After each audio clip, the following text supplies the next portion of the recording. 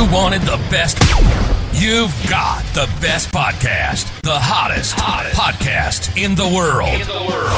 The Chris Voss Show, the preeminent podcast with guests so smart you may experience serious brain bleed. The CEOs, authors, thought leaders, visionaries, and motivators.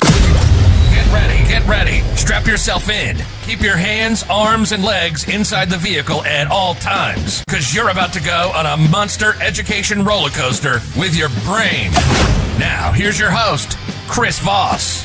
Hi, folks. It's Voss here from the ChrisVossShow.com. The ChrisVossShow.com. Welcome to the big show, my family and friends. Ladies and gentlemen, children of all ages, welcome to Chris Voss Show. The family that loves you but doesn't judge you. I mean, what better things can you have? You know, we all have those families that, you know, you got a few bad family members in there. Maybe you have a family you just have a few good family members in there. But the Chris Voss Show is a giant, warm, wonderful family that loves you just the way you are. As long as you're, you know, not evil. We don't want evil people in the thing. You know, you're not like trying to overthrow a country or something.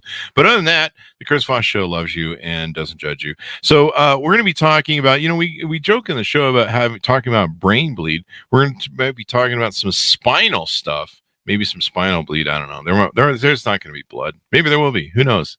Stay tuned to find out. We're going to be talking about the spine, health, and all that sort of good stuff today on the show with an amazing, brilliant doctor. He's going to give me some of his insights, and I'm going to, of course, do the thing I do with every doctor. I'm like, does this look infected? So it's always a great party, yeah, when you meet doctors. Always go up to them at parties and say that to them. You know, just you meet them. Oh, you're a doctor? Hey, does this look infected? And like, I don't know, pull your pants down. Anyway, guys, he is the author of the latest book, June 1st, 2023. Don't do that, people. Don't do what I said before. His name of his latest book is Specific Spine, A Doctor's Guide to Back Pain Relief, written for clinicians, therapists, trainers, and ordinary people with back pain. Lysander Jim, Dr. Lysander Jim is on the show with us today. We'll be talking to him about his amazing book. And if you've ever been one of those people who has some back pain, I seem to have a lot. I think I've done a couple things, some discs or bulges or whatever's going on back there. Sometimes isn't always right, but I've done it, and I think all of us have done it or will do it in our old age. So we're talking to him, and maybe we can get some reassurances or figure out what the best cause a modality or cause to get it fixed. Dr. Lysander Jim is a board-certified physical medicine and rehabilitation doctor who specializes in the treatment of low back pain and immunological conditionings arising from damp building exposure. He graduated from the University of Berkeley, California, Berkeley, with a bachelor's degree in psychology. And he earned his medical doctorate at the Albert Einstein, I've heard of that guy, College of Medicine. Dr. Jim then completed a medical internship at New York Hospital, Queens, before completing his training. In 2015, he completed his residency in physical medicine and rehab with the top scholastic honors at the VA hospital at the University of California, Los Angeles. Welcome to the show, Dr. Jim. How are you? Hey, thanks, Chris. I'm doing great, and it won't be the first time someone approached me and asked me medical questions. Do people do that to doctors? Or is that just me? No, that's a real thing. I mean, it's almost like it's actually more comfortable when it's a stranger. It's just the closer they are to you, the more it's kind of like, hey, maybe I shouldn't be the one to look at your rash. Because I have to look at you at Thanksgiving dinner. Yeah, I have to see at Thanksgiving dinner, so I don't know where this rash you're referring to might be. Hey, Doc, I went to Thailand. Take a look at this. Can we get that cleared up? And you're like, does your wife know about this? Because I see her at Thanksgiving dinner. Yeah, I'll see her at Christmas, and then I have to go to. I don't know what's going on. So there you go. So give us a .com. Where can people find you on the interweb, sir? We are our clinical website and some of our articles on masterymedical.com. That's the name of our clinic as well. There you go. And how long you been running your clinic?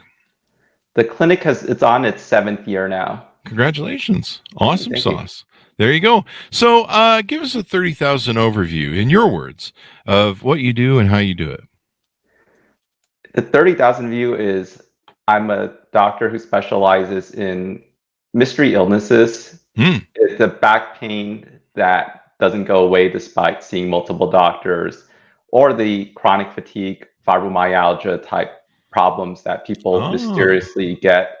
And so then the clinic, the whole rationale for it is sometimes the best science doesn't get translated into clinical medicine. There's this lag often that's described of 17 to 21 years from when something is really figured out in the scientific papers, journals, scientists, for it to get to clinical medicine, which tends to move slowly, almost like this big lumbering ship that takes forever to turn its course. And so being kind of a small clinic, a solo practitioner, I thought, well, these are the insights I have from mentors who've taught me, from scientific kind of learnings that I have. And I thought, why don't we apply that and bring that to patients faster than that 17 to 21 years? There you go. I had a mystery pain where I was having lower back pain, just a really low back pain. And it was really hurting a lot. And the doctors could not figure out what it was. They go, I don't know, Ben, you have a lot of lower back pain and you seem to be in a lot of pain. And then I just broke up with someone and it all went away. So it was just a pain in my ass. All right. Enough. You probably get a few of those jokes of being a doctor in the business. So give us your origin story.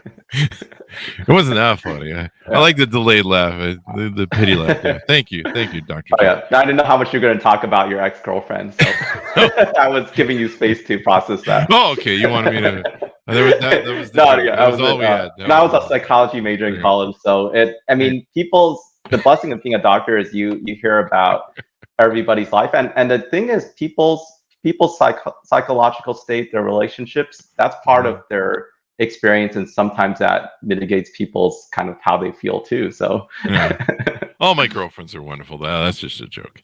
Don't write me, people. I'm getting text messages right now. So give us your origin story. Give us a history of you. What made you interested in you did psychology and then you decided to do work, and what landed you in the spine business? It started off with, I was always this bookish person who wanted to read and learn all the time, just for its own sake, for curiosity's sake.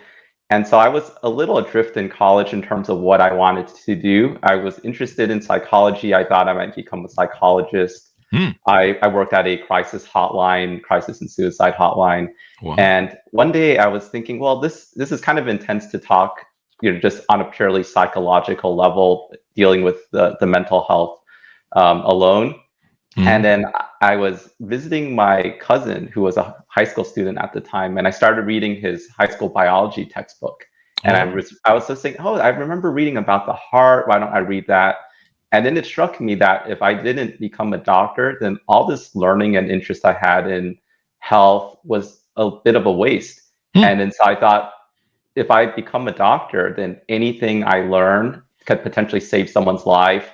So there's that part of that savior complex that some of us have. And also it would just make everything I learned suffused with meaning.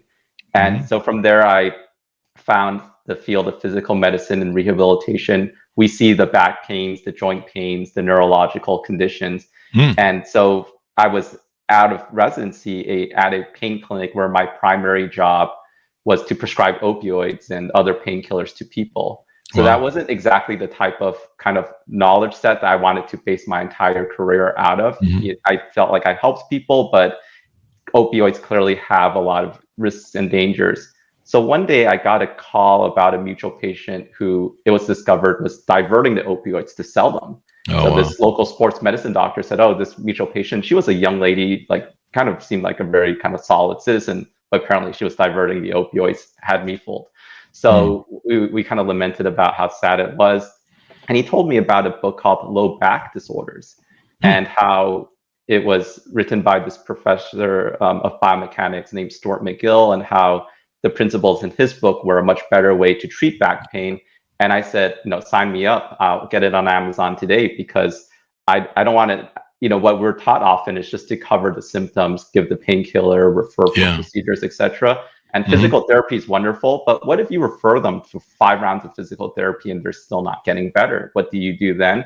And so that book answered, virtually every big question I had and showed a better way forward that was based in science. Nice. And then so from there, my interest in back pain grew with my ability to impact back pain. So when I was at the pain clinic, the back, I sometimes refer to back pain. It's like the dragon of all joint injuries. It's the final boss. Wow. People don't understand it. People get addicted to opioids. They get failed back surgeries because of it. And here was somebody who had figured out put everything together scientifically and clinically to figure it out. And then seeing the impact, it felt like almost like a miracle to even diagnose somebody specifically, because like in your story, the patients who we see, they have that same story. No one's figuring it out. There's a lot of tears, there's a lot of depression, and then when you're able to figure out, and for many of them, once you figure out what's going on, that's when you can actually solve the problem. There you go. Diagnosis is probably much of the battle, half the battle or something. I don't know if that's true. I made it up. The analogy I love is I heard that, I don't know if this is true or not, but they said in hunter-gatherer society, who ate first? Was it the person who speared down the mammoth? It wasn't. It was the person who first spotted the animal. And then I think that makes sense, because if you know what's going on, like let's just say I told you some mystery condition, no matter how obscure it was. Once I told you what condition you have, you said, I can Google this. I could Google Scholar it if I'm going a level up. I could find specialists. But until you kind of get to that level of detail, then you're lost. There you go. Well, technically, that's his affiliate fee for finding the animal. That's what that is. That's why they feed him first. That's it. Yeah, that from the content producer world. He's got the whole affiliate fee. You get the referral fee. There you go. So the great thing is you have this background in psychology. So have you ever tried going up to one of those back discs and saying, why are you broken? Like, did your mom not hug you enough as a child or something? Well, that's one of the big debates. It's like it's a very interesting topic, because there's this book called Healing Back Pain by Dr. John Sarno. And that's one of the biggest debates in spine medicine is actually, some people will have that are you having back pain because of all your repressed emotional issues, or are you having a physical problem? Wow. And so people come in and then they're often saying, well, I read this article that said, it's my bad marriage that's causing my back pain, my stresses about life. And that's this whole topic in itself. But in a nutshell, it's this idea that pain is a psychological experience, even if it has a physical cause. And sometimes some people are so stressed out that they can have kind of neurological symptoms from it. Some people call it a conversion disorder. And it's the quick example I kind of give from, there is that cartoon King of the Hill. And so there's this one episode where Hank Hill sees his mom, his like elderly mom, walks in on his mom and her boyfriend, and he goes blind. And then so that's kind of the quick way of like saying, well, that's conversion disorder. It's like nothing happened to his eyes. Can somebody be so psychologically injured that they develop physical, or neurological symptoms? So I think that's always in the background, and that's one of the big debates and things we're trying to figure out. I would say usually, most of the time, it's primarily a physical injury, and then if the person has stress and other things going on, that makes these symptoms worse. But then, but we could go into that rabbit hole if you want. There you go. Well, I can validate that, because most people go blind when they see me naked. But usually it's because of they're going blind in a good way. Mostly it's because my skin's so white and pale. They can't believe how lucky they are. Sun. It's like, oh my God, it's an eclipse. And then I have to turn to the side so that the eclipse. Anyway, whatever. So give us an overview of the book. What's inside of it and the details of Specific Spine.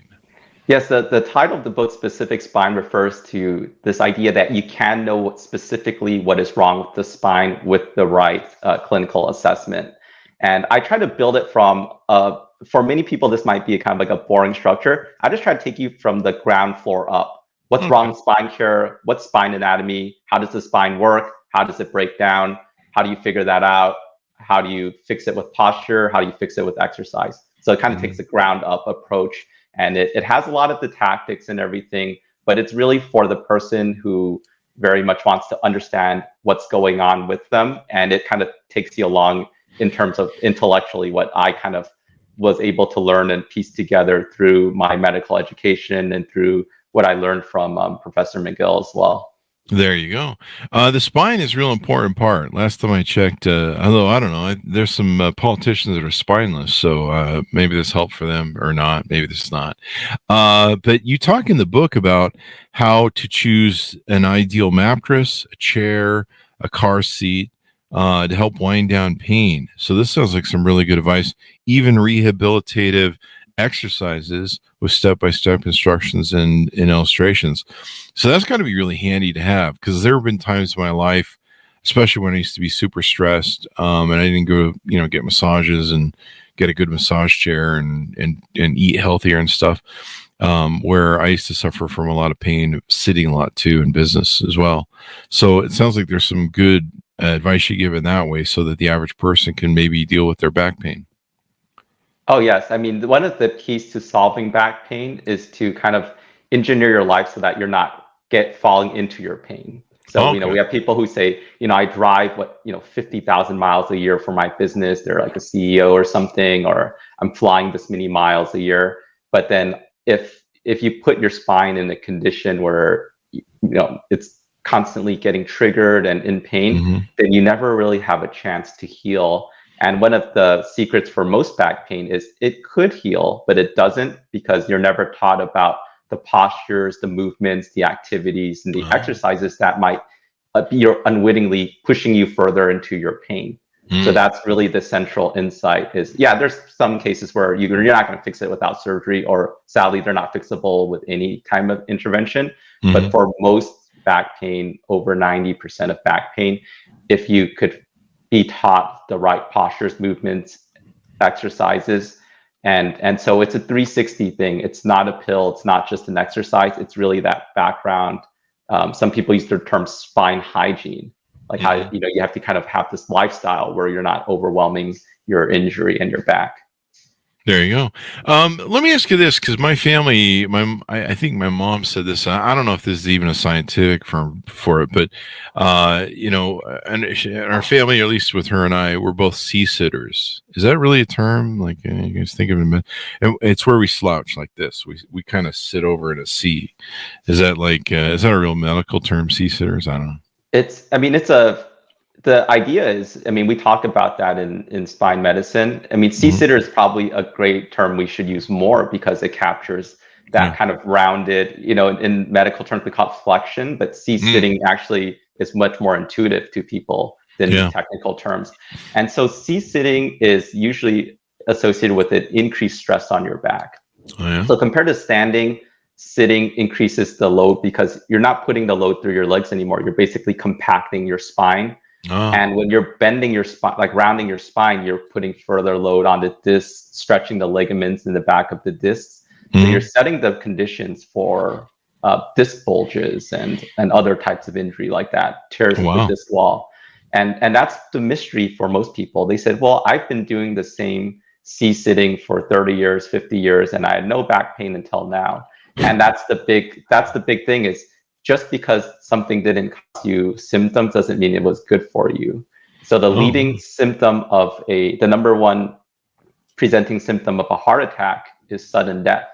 So where was all that chest pain earlier on? It's as well, some types of injuries and problems, they don't have symptoms until it gets very bad.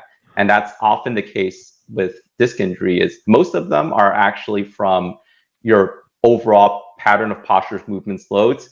And then so maybe you had a fall and then that hurt the disc, then all the sitting stressed it further. But it's kind of this whole buildup. It's usually, for most people, it's not a single event, though there are clearly, sporting, lifting injuries where most of the damage happened in a split second, when something dropped on them or something.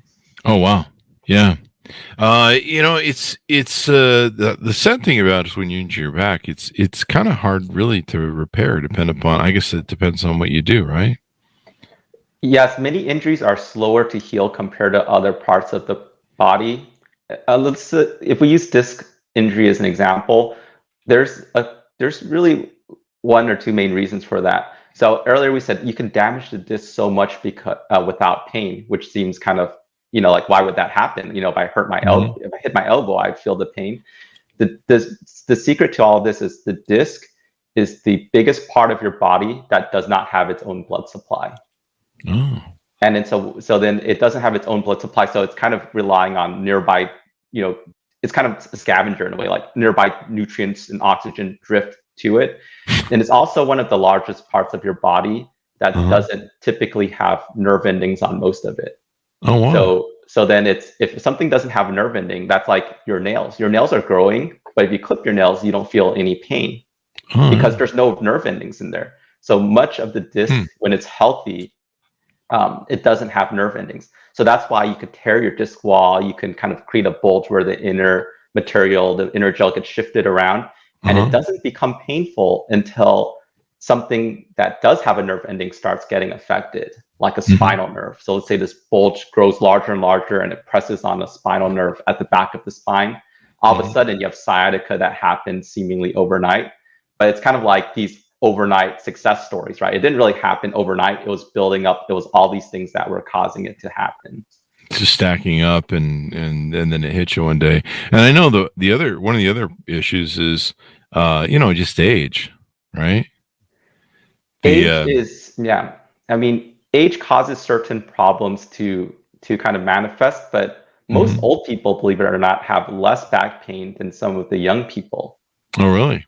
Yes. Yeah, we have, because it's, when you're younger, your juices, your disc has more kind of hydration, and then so it's this stiffer, more pliable thing. So in a younger crowd, you can see some fairly severe disc injuries. Usually, as people age, the disc, it starts to dry out, and that can certainly cause some problems, but it actually prevents other types of problems from being as bad either. Usually, a person who's older, we know we tend to stiffen up and gristle up as we get older. So that's bad on one front, but it also prevents certain types of instability injuries from happening too. Wow. There you go. So do you work with people all over the country? Can they fly to you? Is there a specific area that you cover? Yeah, so we have patients from, flown as far as Alaska. To see us is probably the furthest. And it's definitely an honor to help people from all around. But I think it's also an indictment of, this disc injury is a very common thing, but then and chronic pain is, most people either have had it, or know somebody with it. But we work with people, throughout the country who fly in for a consult. There you go. And you work with insurance and all that good stuff. Now, you referred to on your website the McGill method. Now, you've written your own book, and then there's the McGill method books.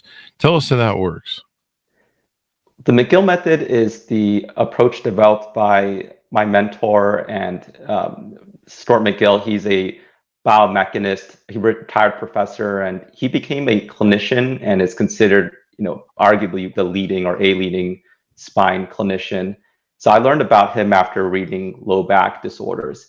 And how I would say, what is the McGill method?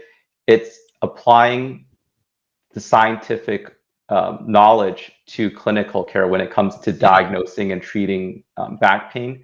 It's certainly connected with a few kind of key exercises, but it's very much more of an approach than any specific technique that exists within it. And so it kind of it spans this whole world of different things like anatomy and radiology, spinal imaging, the exercise and performance domain, into kind of one coherent skill set. There you go. Well, anything that can help with backs. I had one friend years ago who he'd had a really bad car accident he'd been involved in, and he had one of his discs, I think, blown out, or whatever the correct term is, and then the other one was injured, and they started fusing his spine. And he started explaining it to me. He's like, yeah, eventually once you start fusing the spine, I guess everything else starts getting off track, and you eventually end up with a fused spine. I don't know if that's correct or not, but he was telling me about it. I'm like, Jesus, dude. And he was getting to the point where he's really fighting to keep his quality of life in place with a cane and not go in a wheelchair, because of what was going on with his spine. So he was only in his 40s. It was really unfortunate. Oh, yeah, no, I'm sorry to hear that. I mean, the surgeries, I mean, if you have such a big traumatic injury, oftentimes you do need a surgery Mm-hmm. to restabilize it. And the idea of a fusion surgery is you're putting hardware into the unstable area. Mm-hmm. And once the hardware is there, then your body has the ability to grow bone and stiffen that area. Oh. So that stiffening of that area is part of the healing process. That's what all the scaffolding. It's really more scaffolding to allow your body to build a bone around it. Uh-huh. But what happens though is if the person is never taught how to move properly, they're not going to bend where they're fused, but they're going to bend. They call it at the adjacent segment. It's kind of like the neighboring area that can bend, will bend. And then so some patients start developing injuries at those adjacent segments, and then that creates a new instability. And then that's when you can often see a multi-level fusion. This sounds like what happened to your friend. And then sadly, the quality of life of people who have failed back surgery, I mean, it's among the worst conditions in terms of the impact on what a person can do and the amount of suffering that it causes. Yeah, and you can't go back. I mean, there's a couple things you'll learn in life that once you break them, you're stuck with them. Like, I wish I hadn't done that, but you did it, and there it is. It's kind of like my first 5 children. No, I'm just kidding. I don't have any children. That's a joke, people. I know everyone's already dialing 911 on you. He's like that Utah gal. Chris. Oh yeah, we thought you were. Yeah. They've been with me for 15 years. They know my callback jokes. So there you go. So this is really important. You know, like you talk about in your book, advice on choosing the ideal mattress, car seat. I injured my back years ago moving in my lower back. And I, for the longest time, could not sleep on a normal mattress. I would have to sleep on the floor with a thin pad. And I had to keep my spine back, or if not, I woke up in the pretzel and not in a very happy condition. And then I finally found a really good mattress that works for me that came from 8 Sleep. And then, of course, what's beautiful, it comes with heat and cooling and stuff. And that thing has been a lifesaver. I mean, I've spent 20 years. I spent 20 years where I couldn't have like a normal mattress. If I had a normal mattress, I had to put a plank down and then put my foam thing on top of it. Because if I travel and go to hotels, I can get really messed up. But I don't know. It's been a couple of years I've had the 8 Sleep bed. Maybe I can go back to normal beds. I don't know. But it can affect your whole life. It can really screw you up. And so it sounds like you have some good advice there, how to find the ideal mattresses, chairs, car seats. We were even talking before the show, and I mentioned that there was some commercials for patented pain pressure relief seat cushions from some different vendors on Amazon that popped up. So it sounds like there's a lot of different things out there. And like you two mentioned too, you've got to kind of learn how to move better where you don't throw your back out.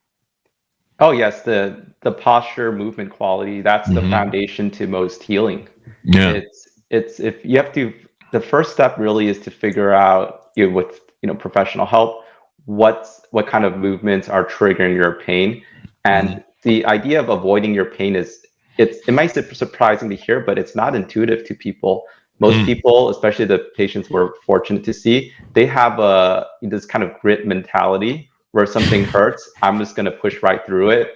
And then that's great for maybe building a business and performing in sports, but it's actually harmful to rehabilitation. You actually have to avoid pain, and that's what allows your spine to start to heal. There you go. And probably, how you sit affects how it heals and maybe how the bone regrows and everything like that. Like I'm sitting here hunched over. I can see myself on camera. That's one of the things, have you ever seen those things where they've got like some straps that pull your shoulders back? Have you ever seen those things? I have. Are those things crap, or is it just It depends. So I think one of the big aspects is what is good posture. I think, yeah. And then normally, let's say you have no injury. Good posture is what's called neutral. So it's not it's not rounded, it's not C-sitting type of situation, but nor is it military, everything's pulled back too much. But once a person has an injury, though, the ideal posture, it might not be the neutral posture anymore, because the neutral posture might actually stress your injury out. So it's usually some posture that is maybe close to neutral, but it's maybe a little bit flexed, maybe it's a little bit kind of upright. So let's say we have somebody who their main pain is when they C-sit, when they round their spine, they do a sit-up. And so for that type of patient, something that encourages them to be more upright, maybe a little extended, can be helpful. But that said, there are people who have pain when they're arched too much. We see a lot of these people, and they come in and they think, oh, I have great posture already, so I don't really know what you're going to teach me. But what they don't realize is that their so-called good posture is actually stressing out their injury. And I could often show that to them in real time. I say, okay, let's make you even more tall. And then they'll wince and oh, that hurts. Then we tune them into a position where we help them maybe adjust the position of their pelvis, and then their back rounds a little bit. And then they'll say, oh, actually, this kind of rounded C-sitting type position feels better for that type of injury. So that's kind of where you're looking at the pattern of what hurts, and then that's guiding you to what is actually safe for you. Ah, there you go.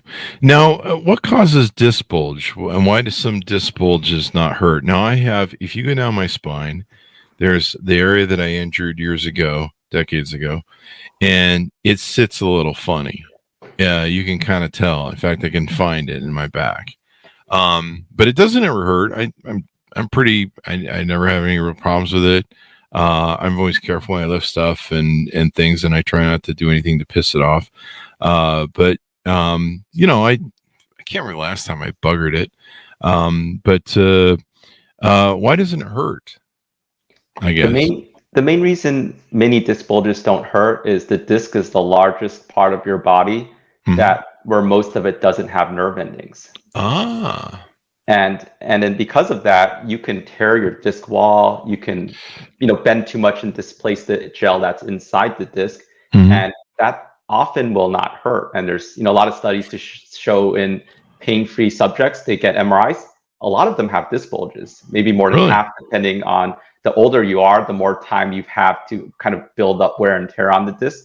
But really, when you look at these pain-free people, their injuries haven't progressed to the point where a tissue that does have a nerve ending is being impacted. Wow. And so to answer your earlier question, disc injuries are caused by an excessive amount of bending, twisting, or loading. And then so it's kind of like, usually most of these injuries build up over years or not decades. Wow. And then before they become painful. So maybe a disc bulge, I don't know if you got an MRI, you probably got an MRI, which is what showed you had a disc bulge. That's usually the way most people learn of the injury.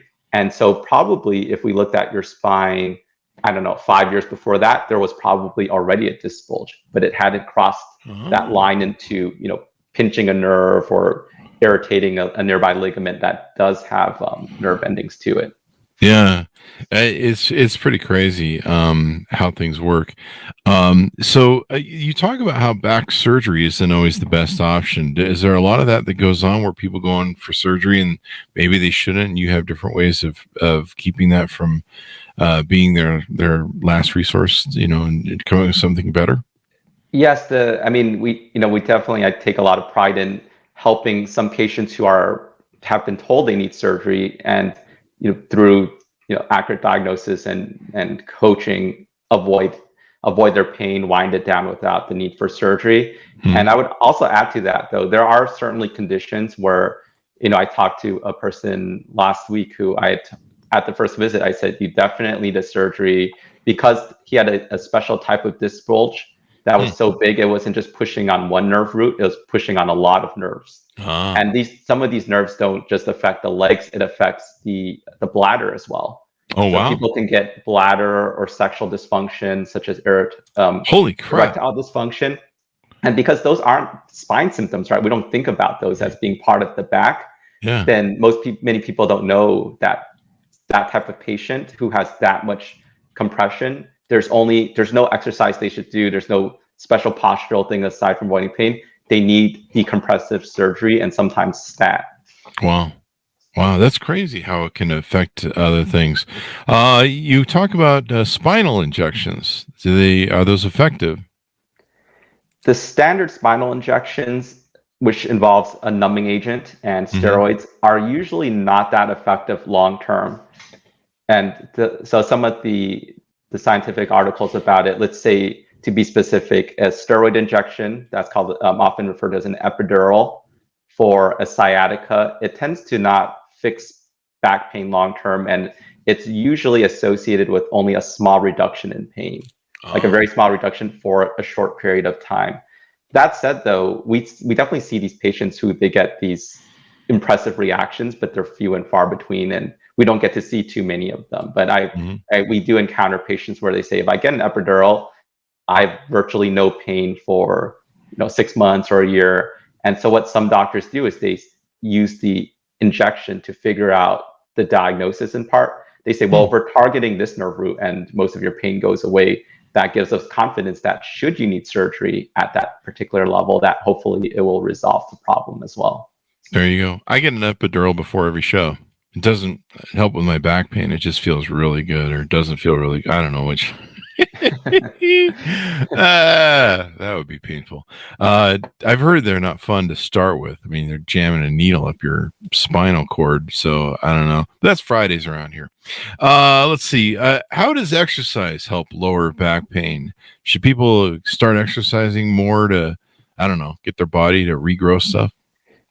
Well, people should generally move more, sit less, have a more active lifestyle. And most people with back pain, there are exercises they should do that can help them heal. And then exercise is a tool. So it depends on what your deficiency is. So let's say I'm very deconditioned, I have no endurance, my muscles are kind of not supporting me well. So maybe a patient like that might benefit from plank style exercises that are going to improve their endurance, allow them to sit and move better, and also stiffen up the muscle along the way.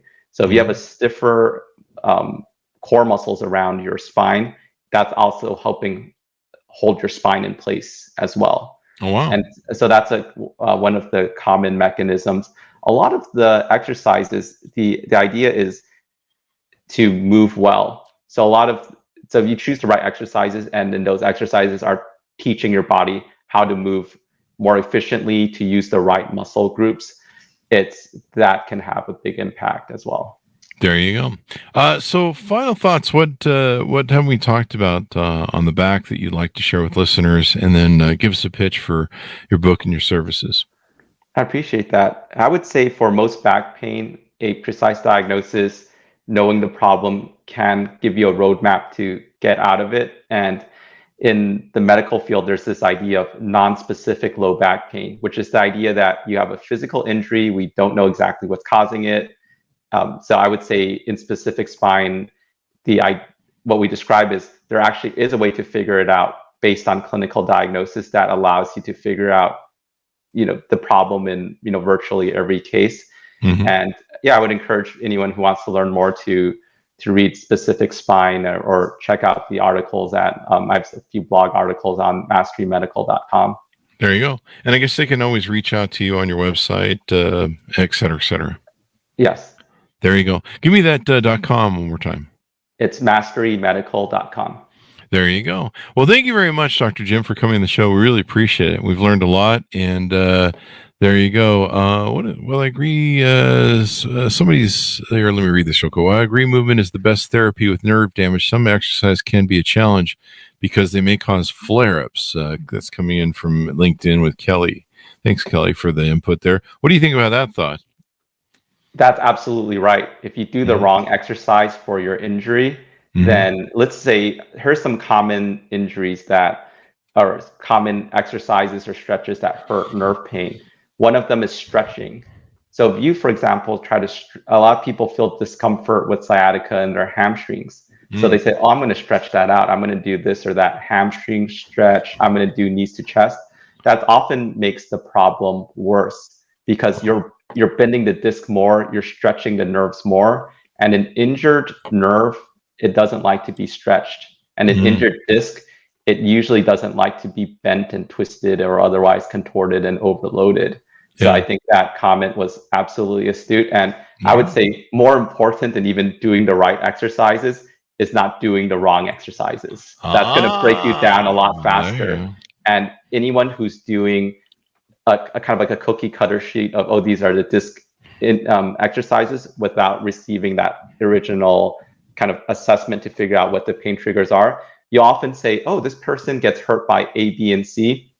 And then you'll see exercises that cause A, B, and C to occur. So that's when you know there's a mismatch, and it's not surprising that they're not responding or worsening. There you go. Well, it's good we had you on the show then, Dr. Jim. Thank you very much for your insights.